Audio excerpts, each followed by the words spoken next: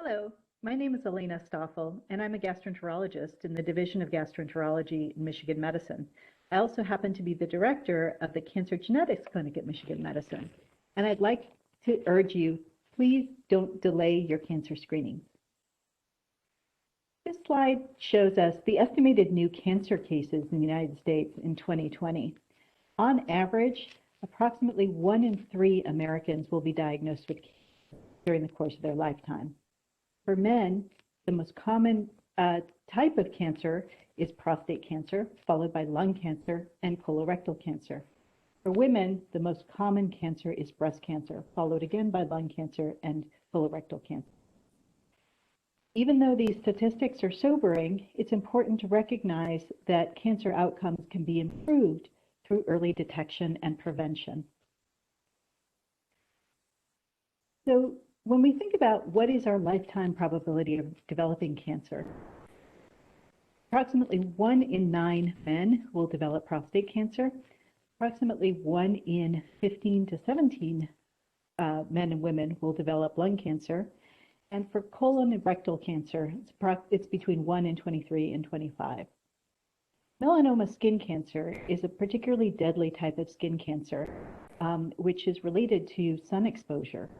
So certainly being able to protect ourselves in the sun is extremely important.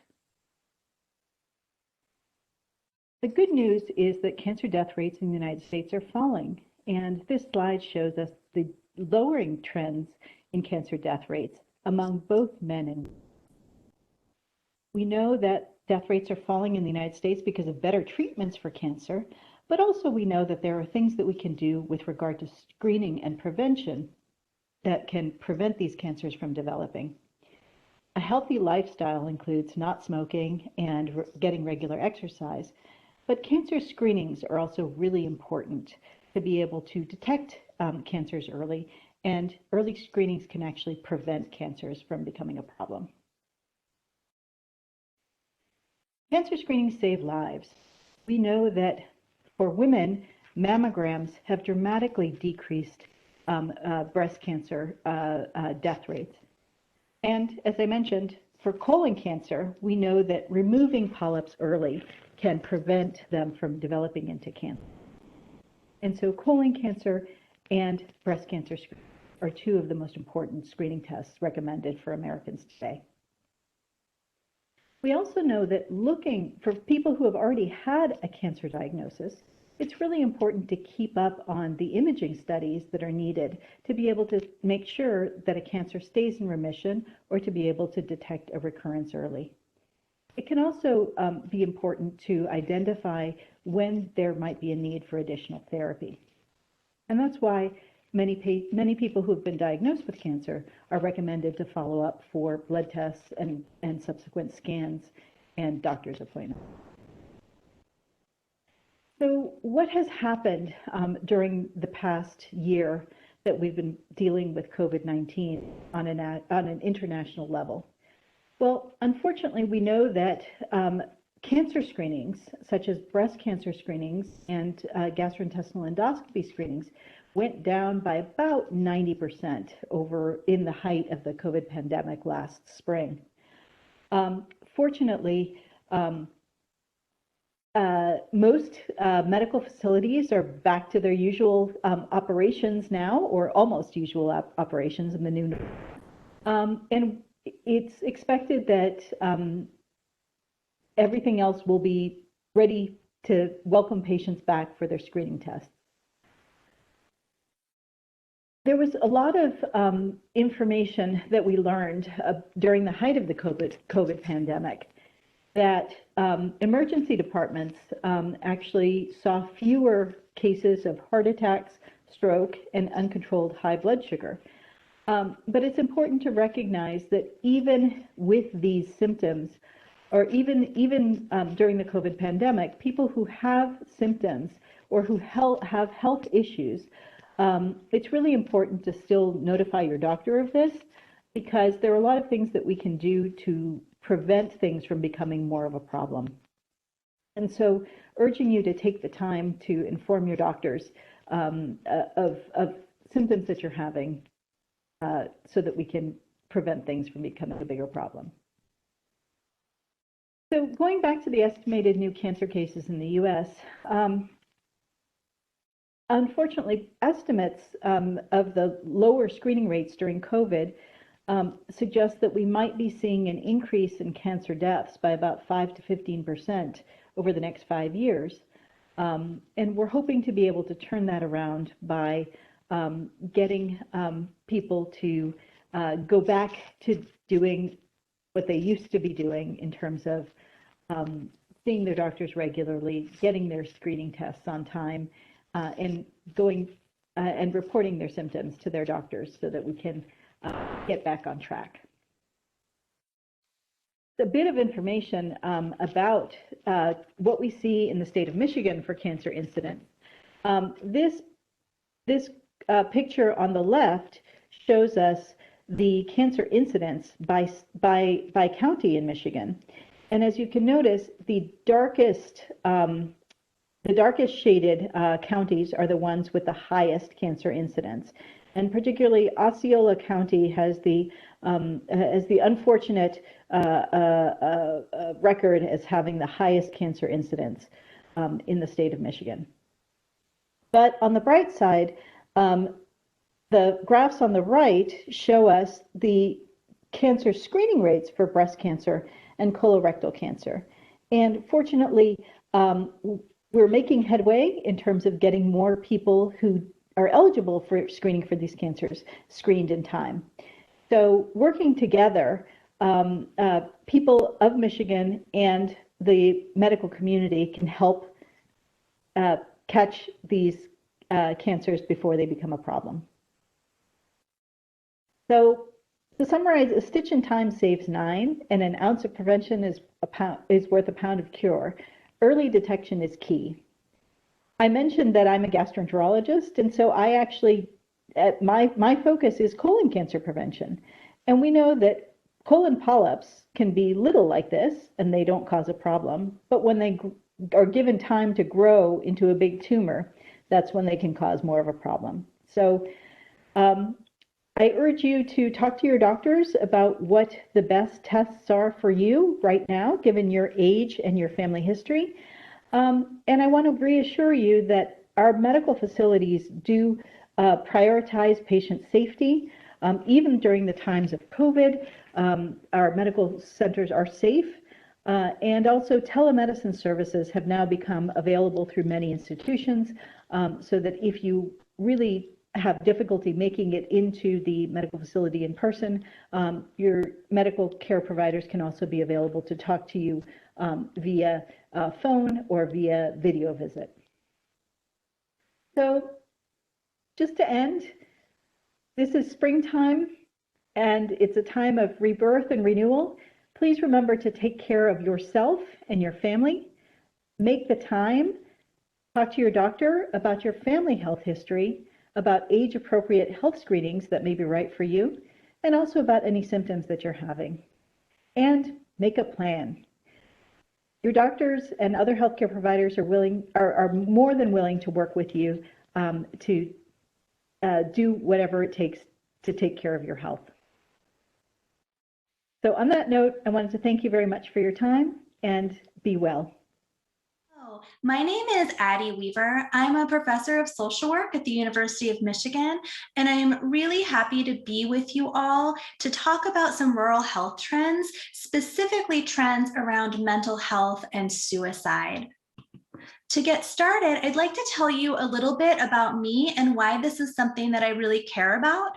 So I view my mission as a social worker and a researcher really to try to improve access to research-supported mental health treatment for rural residents. This is an issue really close to my heart because I grew up in a rural area in Pennsylvania and had firsthand experiences both personally with friends and family as well as through my work providing social work and casework services throughout rural Pennsylvania that really allowed me to see the range of unmet mental health needs in rural communities, as well as the lack of attention to mental health that gets placed in rural America. And so I think, it's really exciting to have this conversation with all of you and to be able to share a little bit about, what we know about mental health and how it's impacting folks living in rural areas.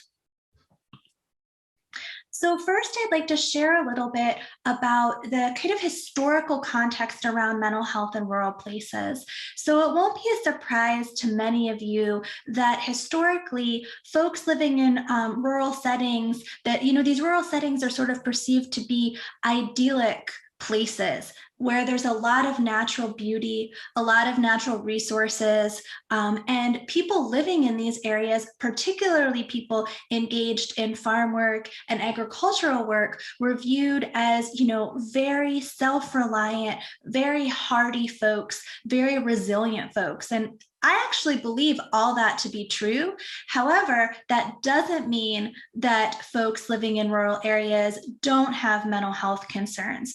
However, folks that were typically researching the mental health of people in the United States were not focusing on rural people because of these stereotypes that, like, well, people living in rural areas, they just don't have mental health concerns. They're, resilient, they're doing great, they're working on the land. And what really sort of shifted the perspective around rural mental health was the farm crisis in the 1980s. And we saw just real devastation for folks who had worked their entire lives building their farms and their agricultural work. And that was, lost really quickly and without proper, support for those folks. And, at that time, sort of more on the national scale, it became on the radar to think about, people living in rural areas do experience some stressors, do experience hardships, and really, have, mental health concerns too. And they still are very strong and self-reliant. And still we need to think about how we can better support and serve the mental health of folks in rural settings. So to that end, I'd like to talk about some common mental health concerns with you all today. Some of these may be familiar to you. Maybe, someone that you love, someone in your life has experienced some of these concerns, or maybe this will be some new information. But depression is one of the most common mental health concerns in the United States. And as you can see here, about 1 in 5 adults sometime in their life will be depressed. And in fact, just within the last year, about 8% of adults have experienced depression. And I should say that that statistic was actually pre-pandemic. And so, as many of you may, have had this experience that after being kind of more isolated and living with the context of this pandemic over the last year, you maybe can imagine that rates of depression have significantly increased. And actually, during the pandemic, at given times when some research was conducted and surveys were given to folks, as many as a third of adults were experiencing depression during the pandemic. One thing we know is that depression prevalence is similar in rural areas and urban areas. So these numbers, what we're seeing, this 1 in 5, this is true whether you're living in the UP or the Detroit metro area here in Michigan. We see this across the board. I did want to share some symptoms of depression because it really can be more than feeling sad and down and blue.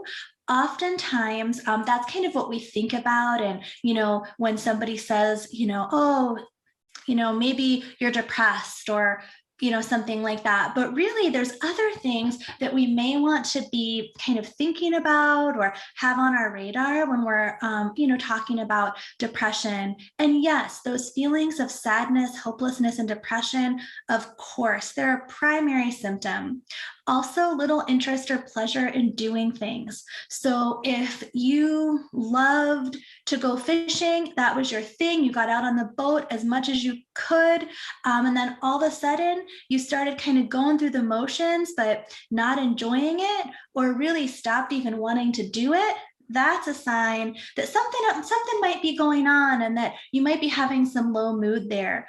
Also, when we think about appetite, if your appetite goes down, you're not so hungry anymore, or you're finding yourself kind of eating a lot, being way more hungry than usual, that's a sign, that can be a sign of depression. In addition, we can see some concentration difficulties, or feeling like maybe we're a little foggy in our heads, having some trouble thinking or making decisions.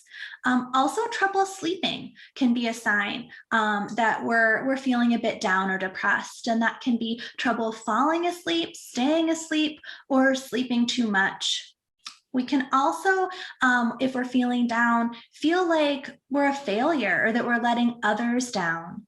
And this one may be more common, but if we're really tired, like just having a hard time, hopping out of bed at the usual time, or really, when that alarm goes off, just not able to get up and get going and having little energy, that's another sign that we might be depressed. Also, moving or speaking more slowly than usual, or really being fidgety and moving a lot more than usual.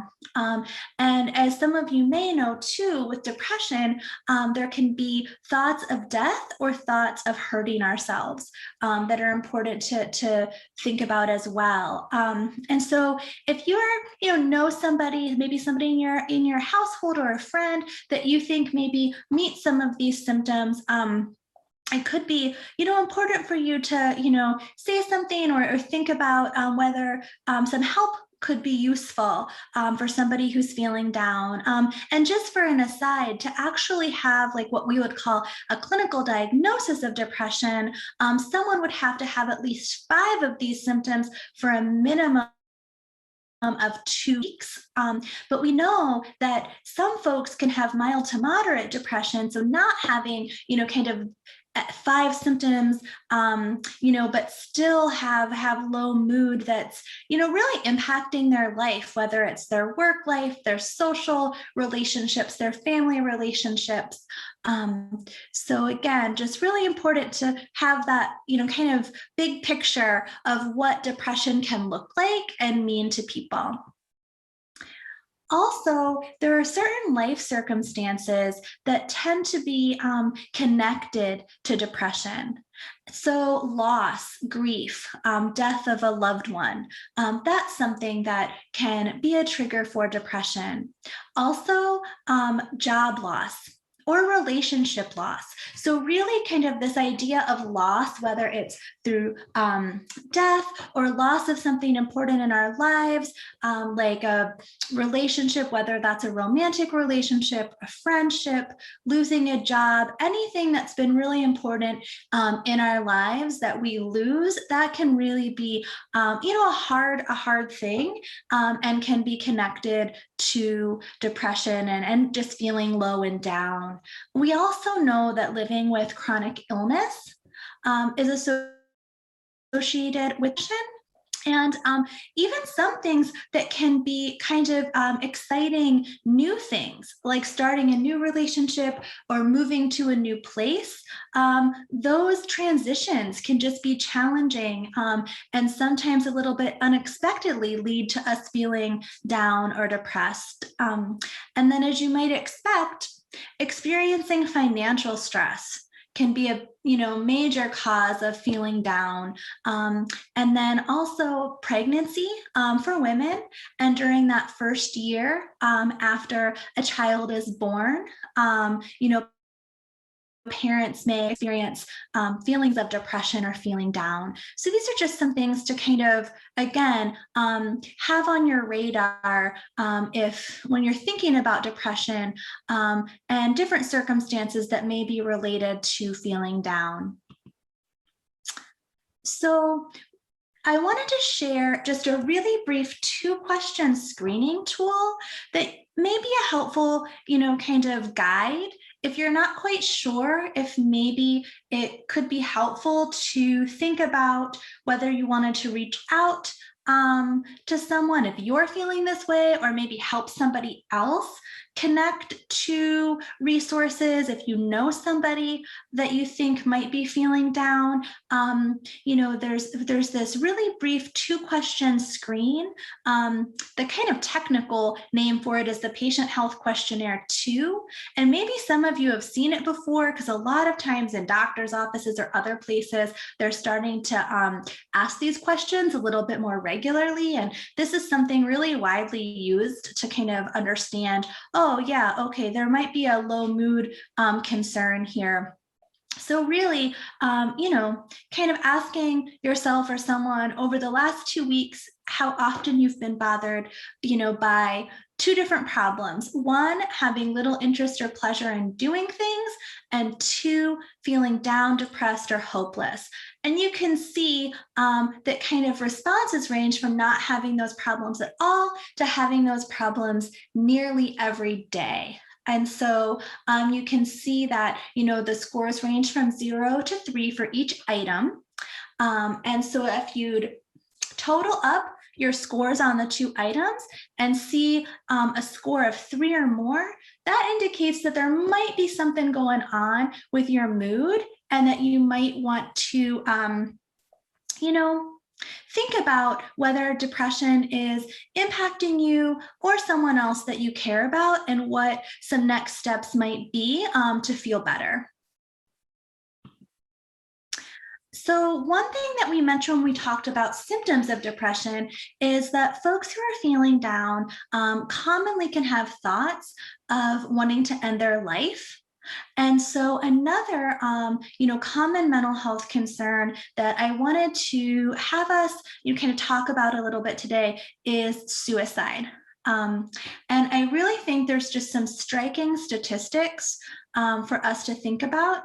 In 2015, an American died by suicide every 12 minutes. And in fact, suicide is the 10th leading cause of death overall in the United States. And what's concerning here, particularly for our conversation, is that suicide rates in rural counties are 25% higher than in urban counties. And in fact, that increase in suicide rates that we've seen, overall in the last 20 years has really been driven by increases in rural areas. So the suicide rate in rural counties has increased almost 50% between 2000 and 2018. And so, this is a major concern for rural America, and I think really deserves some attention and discussion. So I'm, really grateful for the opportunity to engage with all of you about this. I wanted to share some risk and protective factors related to suicide that may be important, for you to have a sense of, in case somebody in your life might be, showing some signs that they might be, thinking of ending their life and having some of those thoughts. So risk factors, as you could imagine, having a past attempt at ending your life or making active preparations to end your life, those are serious risk factors. We also know that family history of suicide is a risk factor. So if somebody in the immediate family has died by suicide, then that increases the risk for others in the family. We also know that substance use, so using alcohol and drugs, increases risk of suicide. Also, isolation. So living alone or being, socially isolated, physically isolated from others increases risk. And also having access to means. So having access to the kind of planned method that someone might have for ending their life is a risk factor. And I do want to note that we know that folks who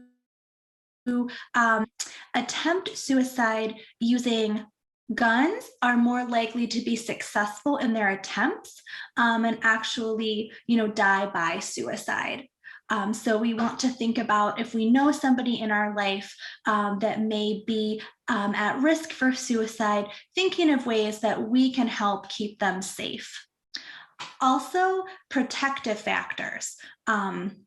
Related to suicide. So folks that have close relationships with other people, whether that's their family, their friends, their neighbors, if they feel that sense of connection, community, close relationships, folks are less likely to attempt suicide.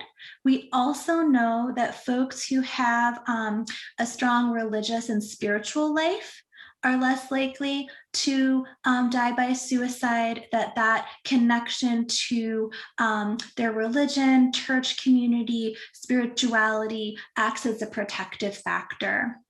Finally, having others who depend on you is protective. So we know folks, for example, who have children who are protecting or who are depending on them, or who are kind of the primary earners for their families, or taking care of maybe elderly or aging parents, knowing that there's somebody that's kind of depending on you for their care, their basic needs, that is something that is protective for suicide. And so, how can we know when it might be a good time to, work with somebody to access resources or get help if we, know that someone's having some thoughts of hurting themselves or ending their life? And so there's 3 areas that can help us to understand, whether we ourselves may need help or whether we may need to help someone else. And so one of those areas is thoughts. So as we talked about, when people are depressed, it's actually quite common for folks to have thoughts of, hurting themselves or ending their life. But what's important to understand is how often are these thoughts occurring? How long do these thoughts last? What is the intensity of these thoughts? And it can be very different if you or someone that is, saying, well, I have a fleeting thought maybe once a week that I might be better off if I ended my life, versus someone who said, I'm thinking about this every day, probably at least once an hour. And so this helps give us a sense of, where someone is with those thoughts, and what level of support or action that we might want to take to connect someone to some needed resources. We also can try to understand plan. So does someone have a plan to end their life? Does someone have access to the means to actually follow through with that plan? And has the person done anything to prepare? And kind of understanding, these questions, again, helps us to know, am I right now with somebody who's in a crisis situation and I don't want to leave them and want to make sure that they stay safe and connect them to resources? Or is, again, this somebody that has an occasional thought, but absolutely has no plan to hurt themselves and really does not, want to end their life? And so that leads us to this idea of intent. And so, to what extent does someone expect that they would actually follow through with this plan? And what are someone's reasons to live and reasons to die? And so again, this is really heavy stuff. And sometimes when someone is, sharing that they might be having thoughts like this or having some feelings like this, it can be, a challenging conversation to have. But if you're able to start talking with someone and find out a little bit more about, how they're feeling, what they're feeling, and ask some of these questions that are presented here, it can really actually help with some safety planning and get someone connected to some help. So, it can be hard, but having conversations and not being afraid to ask tough questions can be a really good way to help someone and support someone who may be, having some thoughts of ending their life. The third common mental health concern that I wanted to make sure that we touched on today is anxiety. So like depression, anxiety disorders are one of the most common mental health concerns in the United States. And actually almost 1 in 3 adults will have an anxiety disorder during their lifetime. And almost 20% of adults have experienced an anxiety disorder in the last year. Again, similarly to depression, we've seen an increase in anxiety during COVID. There's a lot of uncertainty around, financial issues, the economy, just health in general, so many things that come into play that can really increase anxiety. And again, like we see in the case of depression, prevalence of anxiety disorder is similar between rural and urban residents. So we're really seeing this kind of consistently high rate of anxiety, regardless if somebody is living in a rural community or in, a really urban center. So some risk factors for generalized anxiety disorder specifically, just because this is probably the most common anxiety disorder and something that we would be likely to experience or know somebody that would be experiencing it is chronic illness. So again, if someone is having medical needs, they're more likely to also experience anxiety disorder. We also again see this connection between substance use and anxiety, and also the history of stressful life events and trauma are connected to generalized anxiety disorder. And furthermore, this kind of stress buildup or constant stress over a prolonged period of time is associated with generalized anxiety disorder. We also, again, see family history coming up here. So we know that with mental health concerns, there is often this genetic component and also depression. So we know people that have depression are also more likely to experience anxiety. So again, I wanted to share a tool that we could use just to get a sense of, is anxiety impacting me or someone else that I know or I care about? And again, if you think over the last 2 weeks and kind of ask yourself a few questions about how you've been feeling, you can get a sense of whether this is something that might be impacting you, or again, you could, talk with someone else, maybe a member of your household that you might be, kind of seeing as having some issues with nerves that, this could be helpful for. So again, when we think about anxiety, we want to think about how often we've been, feeling nervous, anxious, or on edge. How often we've just not been able to control or stop that worrying.